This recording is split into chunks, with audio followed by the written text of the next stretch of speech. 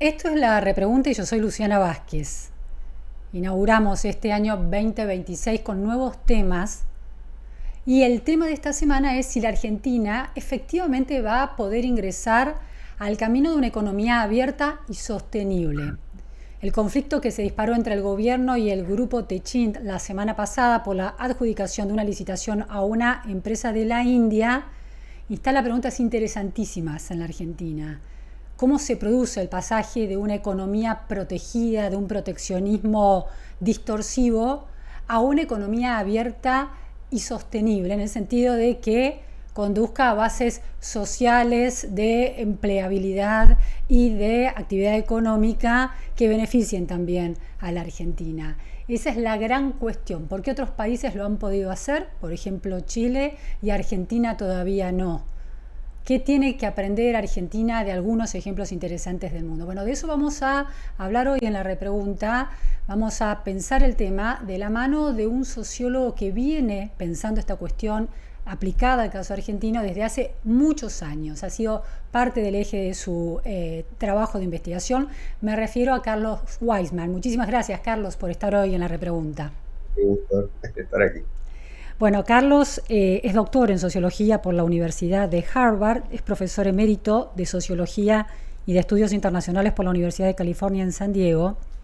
Ha venido estudiando muy profundamente el caso argentino y durante el siglo XX y las consecuencias de esa disputa de matriz económica entre el proteccionismo y el libre mercado. Y toda esta discusión que es histórica en la Argentina además se da en un cambio brutal de condiciones geopolíticas, con China y la India tallando fuerte en el comercio internacional. Carlos, durante muchas décadas en Argentina el proteccionismo tuvo muy buena prensa, eso está cambiando notoriamente.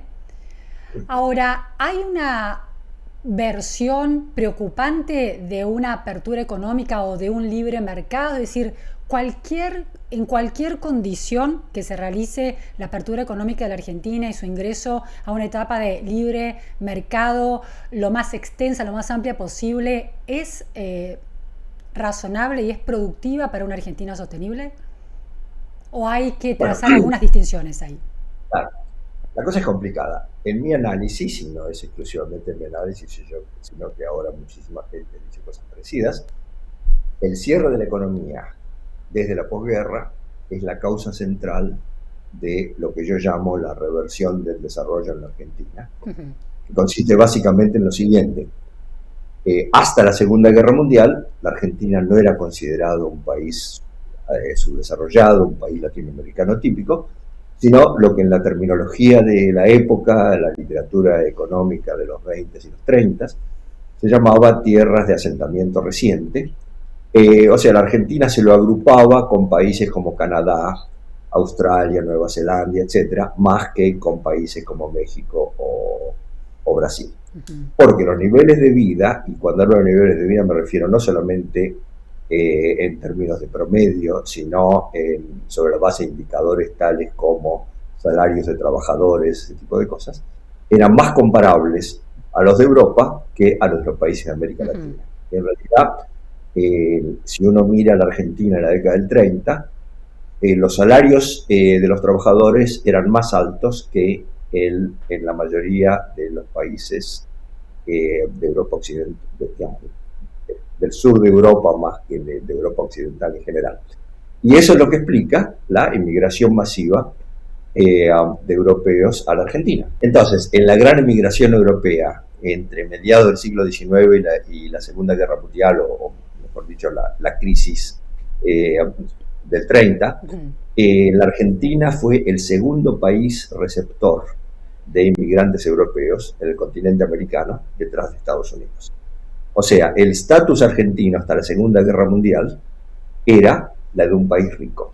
Pero eso usted lo conecta directamente con la capacidad exportadora y la apertura económica también para recibir importaciones. O sea, la Argentina no solamente era un gran exportador de productos agrícolas, sino que desde el principio del siglo XX tenía un proceso muy dinámico de industrialización, en economía muchísimo más abierta que la que vino después. O sea, industrias que no solamente proveían al mercado interno, sino que podían resistir la competencia de importaciones. Ahora, lo que se genera después de la Segunda Guerra Mundial es lo que se llamó una economía basada en la sustitución de importaciones. O sea, junto con el sector agrícola internacionalmente competitivo, se generó un sector industrial que requería divisas para sus insumos, pero tenía una capacidad pero muy limitada de producir divisas exportando. Así se generó una economía dual, ¿cierto? Una economía dual en la cual el sector manufacturero llegó a tener una proporción de la fuerza de trabajo comparable al de muchos países industriales, con la diferencia naturalmente de que se trataba de un sector industrial con muy escasa capacidad de exportación. En mi análisis... para entender bien, escasa capacidad de exportación y escasa capacidad de resistir a la competencia de importaciones. Digamos, estaba protegido por altísimas barreras, por altísimos aranceles de importación y distintas barreras no tarifarias que le proporcionaban lo que se podría llamar un mercado cautivo. Digamos, a esa dualidad económica, poco a poco se fue generando un dualismo social. O sea, la Argentina no era una sociedad dual digamos, a mediados del siglo XX. O sea, una sociedad en la cual existía un sector ligado de manera estable a la estructura ocupacional y otro sector marginal o excluido de una inserción estable en la estructura ocupacional. Obviamente existía este sector, pero era relativamente pequeño, y fue creciendo a lo largo de las décadas a medida que la Argentina se estancaba. De modo que mi análisis es debido a este tipo de economía basada en sustitución de importaciones, que generó un muy grande sector manufacturero sin capacidad o con limitadísima capacidad de exportación. Bien, sí. Poco a poco la Argentina se estancó y pasó a ser un país subdesarrollado típico. Bien. Quiero conectar ese cuadro histórico y evolutivo con la coyuntura actual y la discusión actual de la Argentina hacia adelante también, ¿no? La posibilidad del ingreso a la Argentina a la matriz de la apertura económica. ¿Cuánto, en el medio de este debate, a partir de la licitación de los tubos para el gasoducto que va desde Neuquén a Río Negro, parte de los gasoductos de Vaca Muerta, que se acaba de adjudicar, el consorcio que lanzó esa licitación lo acaba de adjudicar a una firma india, Wellspun? ¿Cuánto de ese debate explica algunas de las posiciones? Quiero decir, el Grupo Otechín plantea que hay una apertura indiscriminada y predatoria, y el gobierno plantea que en una línea conceptual parecida a la suya, que ese proteccionismo evita un sector industrial competitivo que beneficia a todos. ¿Cuánto de ese marco echa luz sobre este debate presente? Bueno, yo creo que este caso ilustra muy bien la complejidad del proceso de apertura de la economía y los desafíos que enfrenta la industria argentina. Por lo siguiente, la apertura es inevitable para que la Argentina vuelva a ser un país rico, un país, digamos, rico, con eso quiero decir, con mejores niveles de vida para la población, mejores oportunidades para movilidad social, etc. El problema es que toda apertura es dolorosa, ¿cierto? Porque toda apertura perjudica a algunos sectores, beneficia a otros sectores. A la larga la mayoría se va a beneficiar, pero en el breve plazo los sectores que se perjudican van a ser más grandes que los sectores que se benefician. O sea, yo diría, simplificando de manera extrema las cosas, habría tres segmentos de la industria manufacturera argentina en una situación de apertura. Por un lado, las empresas que ya son internacionalmente competitivas, o que muy fácilmente podrían serlo, y aquí yo incluyo a Tenaris. Claro. O sea, Tenaris es un caso obvio de éxito de la industria manufacturera argentina. Y sin embargo, a ver, es interesante eso. Usted lo plantea como un caso ejemplar o emblemático del éxito de la apertura. Ahora, el conflicto aquí se da porque el precio que presenta Tenaris supera, de acuerdo con la primera presentación que hace, en un 40% el precio indio. Entonces, su capacidad de competencia en un mercado tan libre, tan abierto, parecería no confirmar que es un caso de éxito de la apertura económica. Pero fíjese, Tenaris es un gigante comparado con Wellspun. O sea, según los datos disponibles, las ventas anuales de Tenaris son algo así como 6 veces las ventas anuales de Wellspun. Pero al abrirse a la economía argentina, la industria argentina va a estar entre dos fuegos. Por un lado, llamémosle el fuego interno, que es el que tiene que ver con la existencia de grandes sectores no competitivos de la industria manufacturera argentina. Digamos, estábamos hablando sobre los sectores, los segmentos de la industria manufacturera, y yo decía que había 3. Por un lado, las empresas que son competitivas pueden fácilmente serlo, como por ejemplo Tenaris. En el otro extremo, un sector absolutamente insalvable, absolutamente inviable, por ejemplo, la llamada industria electrónica de Tierra del Fuego. Y en el medio, un gran sector en términos de el número de empresas que lo componen, que no puede resistir la competencia de los productos importados, pero podría reconvertirse, reestructurándose y adquiriendo tecnología más moderna. O sea, estos son los 3 sectores. Ahora, hay un segundo fuego, que es el fuego, lo podríamos llamar el fuego externo, que es el hecho de que Asia se está convirtiendo, o ya es, el centro de la industria manufacturera en la economía mundial. Claro. Es muy difícil, no solamente para la industria argentina, sino para la norteamericana y la europea, competir con Asia. Ahora, naturalmente, reestructurando las empresas. Carlos, le planteo algo. Esa dificultad de la economía argentina y de las empresas argentinas, el sector, cierto sector de la política y cierto sector empresario lo plantean no solo en relación a los grandes conglomerados industriales como Tenaris y como el grupo Techin, en esta competencia con Wellspun de India, sino en relación a el consumo masivo a partir de las plataformas como Shein y la posibilidad de esa apertura total a importaciones habilitadas por los consumidores. Entonces, el problema se ha duplicado o se ha potenciado en este contexto. Pero digamos, la cuestión para mí es clara, en el sentido de que toda apertura económica implica costos sociales muy grandes. O sea, es inevitable que muchas empresas industriales no puedan resistir la competencia y quiebren.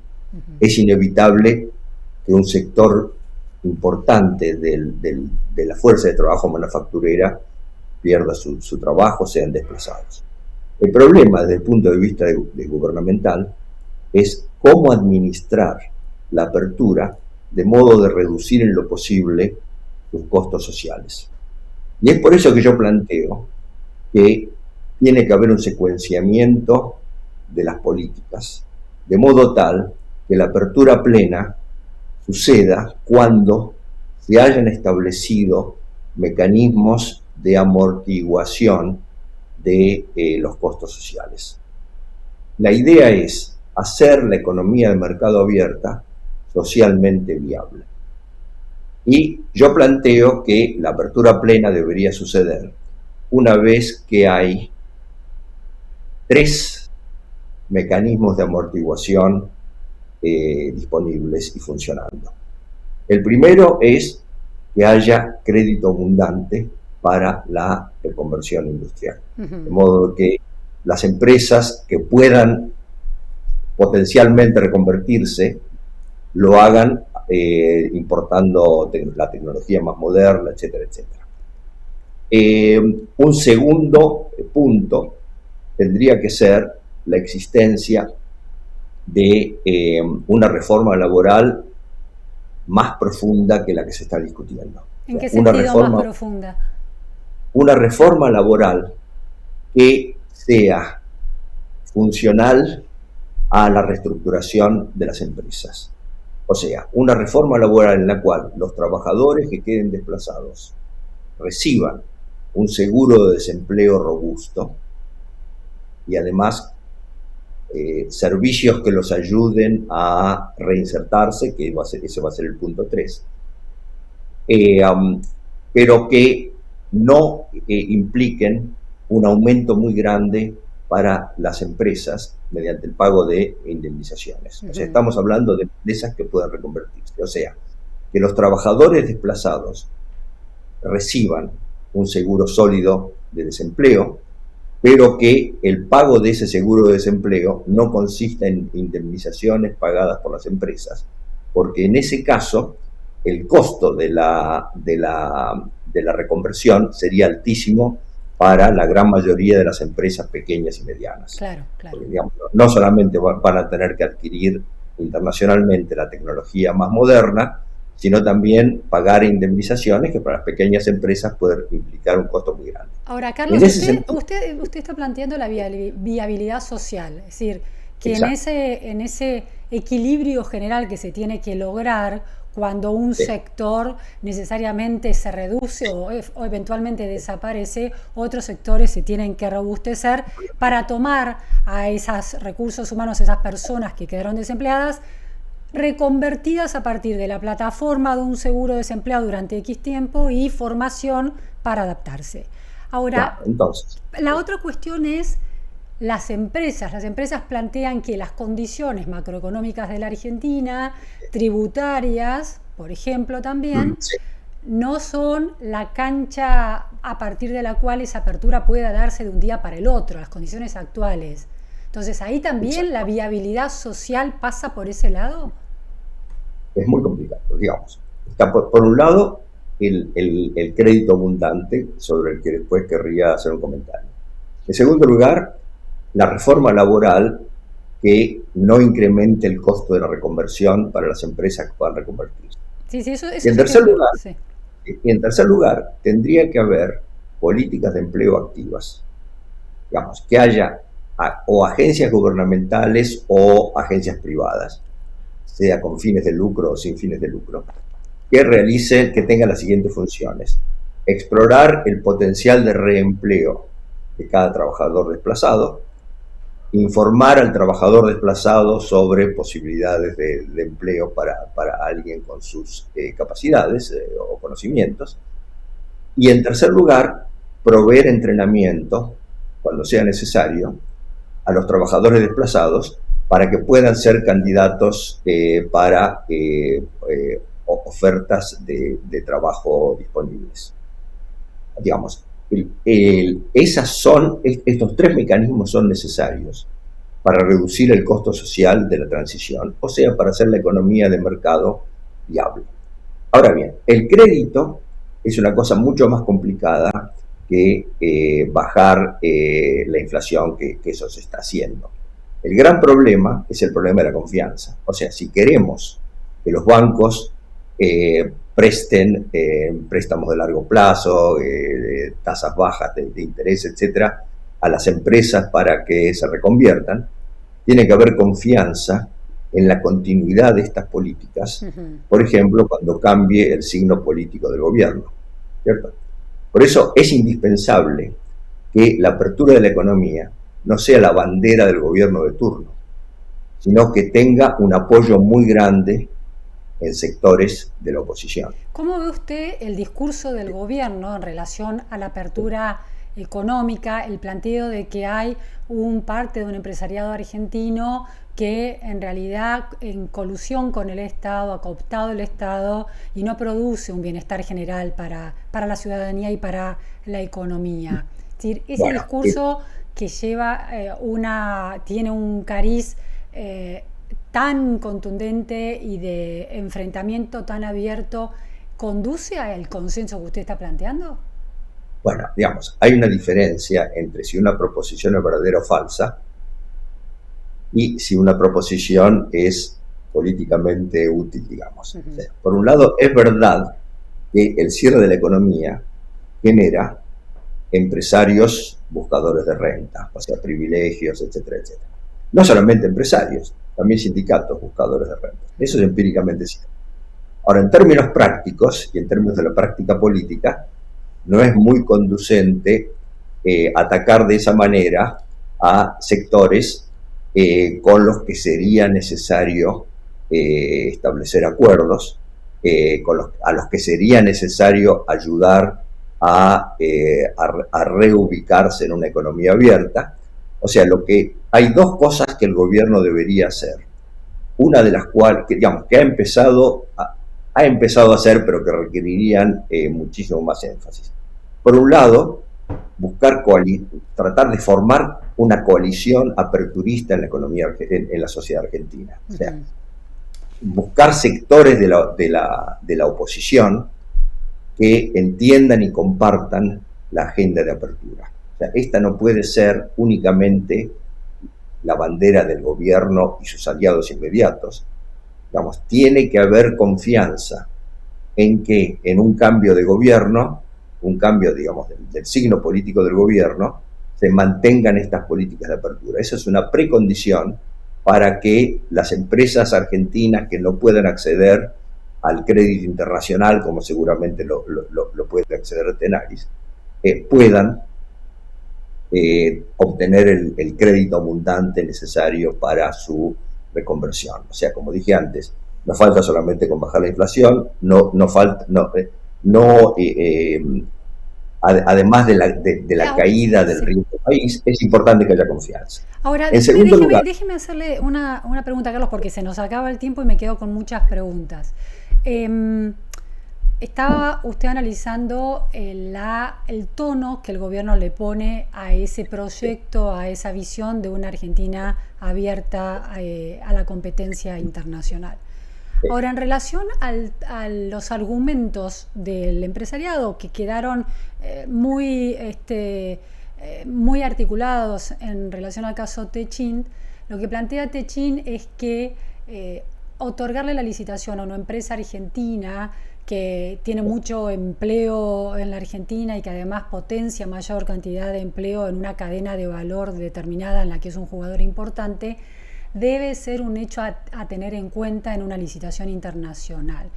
Ese argumento es un argumento y además plantea que en los precios de la firma india hay un componente de dumping porque le compra las chapas a China y ahí los precios son mucho, mucho mejores. Entonces, ese tipo de argumentos es un argumento atendible en el proceso de transición hacia una apertura económica, o si el precio de una licitación está tan por fuera de otro precio como el 40% por encima, deja de ser atendible.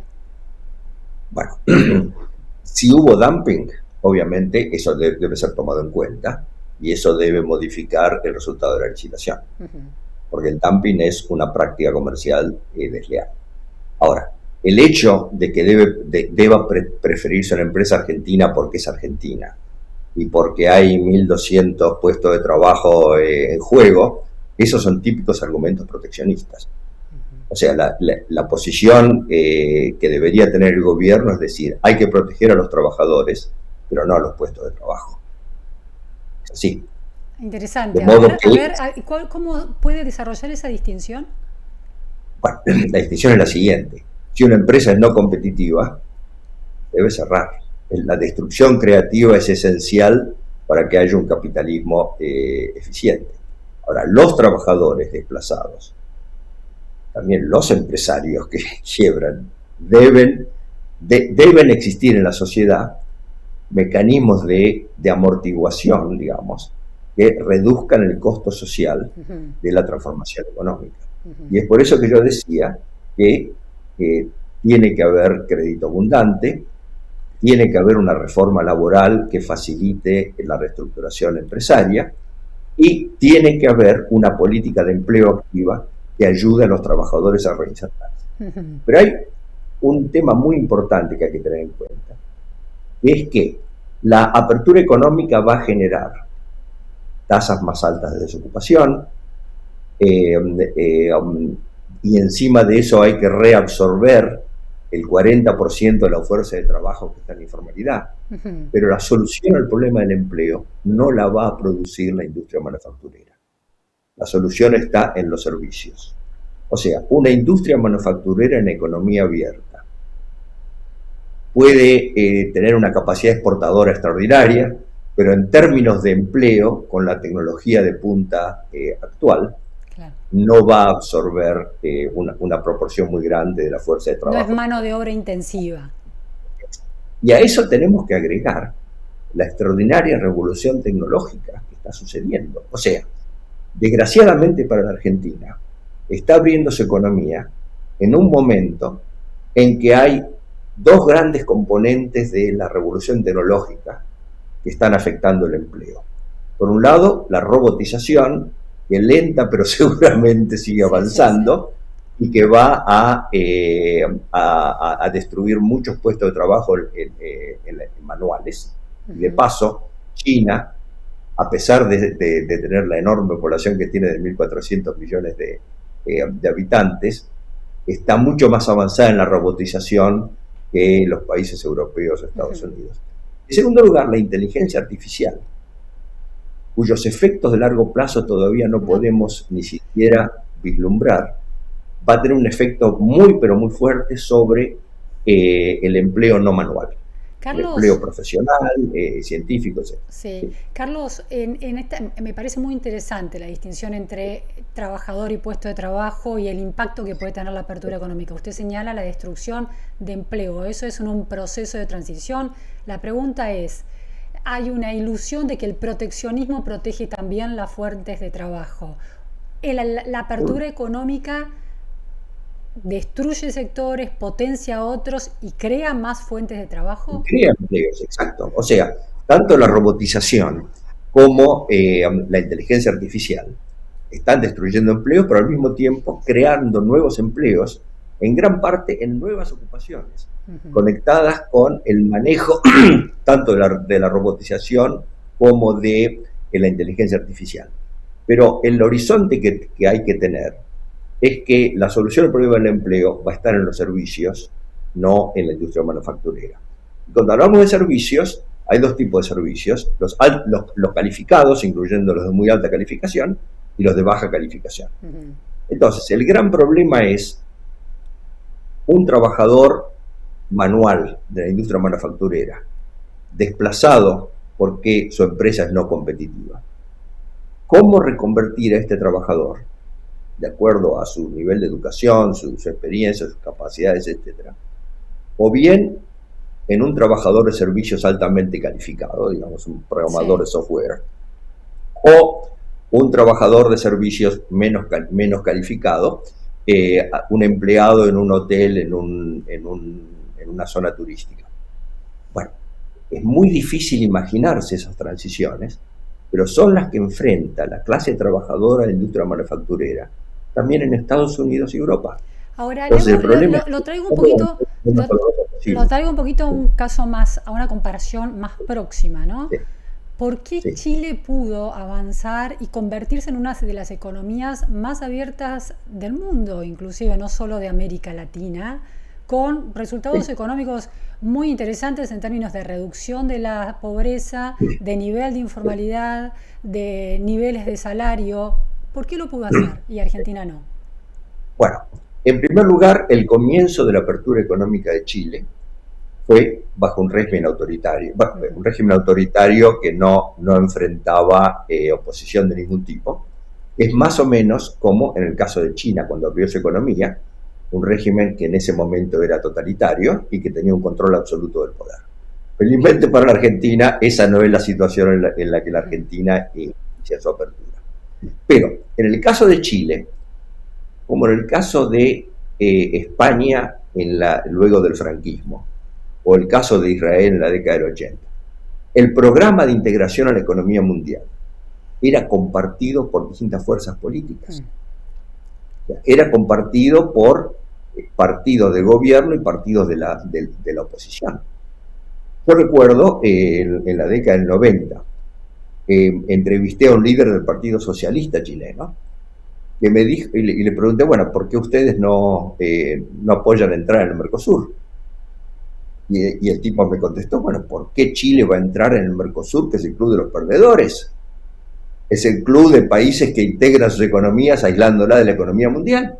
O sea, una posición que en la Argentina sería llamada por la izquierda, sería llamada posición neoliberal, etcétera, etcétera, pero que demostraba el compromiso de un partido de izquierda con el mantenimiento de la apertura económica. Entonces, una ventaja de Chile ha sido el hecho de que partidos de centro izquierda y centro derecha compartían continuar y mejorar, si fuera posible, el proceso de apertura económica. En el caso de España, gran parte del proceso de apertura tuvo lugar bajo los gobiernos del PSOE, Felipe González, etcétera, etcétera. La centroizquierda española, claro. Exacto. Ahora, esos países, los países de Europa, tuvieron una ventaja extraordinaria que Argentina no puede tener, que es el de formar parte de la Unión Europea con sus fondos de cohesión y de infraestructura, que fueron un muy eficaz mecanismo amortiguador de los costos sociales de la transición. Claro. O sea, la Argentina en realidad tiene, ahora que lo estamos pensando, tiene en su apertura dos desventajas en relación con otros países. Tres desventajas. Tres. Primero, el hecho de que por el momento no es claro que dentro del peronismo, el partido así más importante de oposición, haya apoyo a la transformación económica, la apertura de la economía. Sí, pero el peronismo nos puede depurar sorpresa, naturalmente, y su liderazgo está en proceso de transición.